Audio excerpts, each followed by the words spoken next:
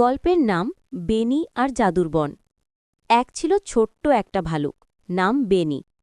বেনি ছিল খুব মিষ্টি, দয়ালু আর কৌতূহলী।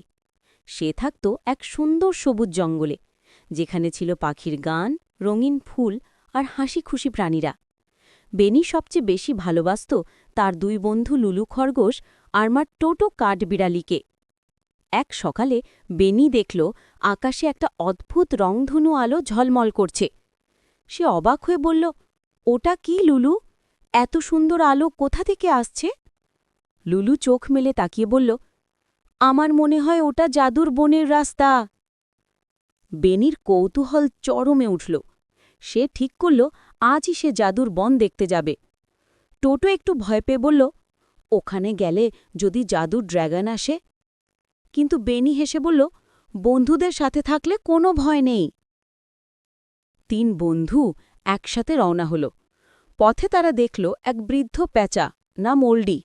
প্যাঁচা বলল, জাদুর বনে ঢুকতে হলে তোমাদের তিনটে ভালো কাজ করতে হবে। প্রথম কাজ, নদীর পাশে এক ছোট্ট পাখির ডানা ভিজে গিয়েছিল, ওরা পারছিল না। বেনি নিজের কাপড় ছিঁড়ে ছোট্ট একটা চাদর বানিয়ে পাখিটাকে শুকনো করল। পাখিটা খুশি হয়ে বলল, তুমি সত্যিকারের বন্ধু। দ্বিতীয় কাজ, এক খরগোশের গাজর গড়িয়ে গেছে পাহাড়ের নিচে। লুলু আর টোটো মিলে সেটা তুলে এনে দিল।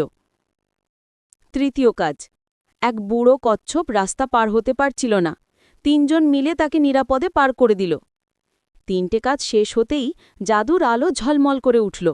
সামনে খুলে গেল জাদুর বনের দরজা। ভেতরে তারা দেখল ফুলেরা কথা বলছে, গাছ থেকে মিষ্টি ফল ঝরছে, আর বাতাসে বাজছে মধুর সুর। জাদুর রানী এসে বলল, তোমরা তিনজন সত্যিকারের সাহসী আর দয়ালু বন্ধু। বন্ধুত্ব আর ভালো কাজের পুরস্কারই হল এই জাদুর বন। রানী তাদের তিনজনকেই একটা করে জাদুর ফল দিল, যা খেলে তারা যখনই কারো সাহায্য করবে একটা করে ফুল ফুটবে তাদের হৃদয়ে। বেনি, লুলু আর টোটো খুশিতে বাড়ি ফিরে এলো।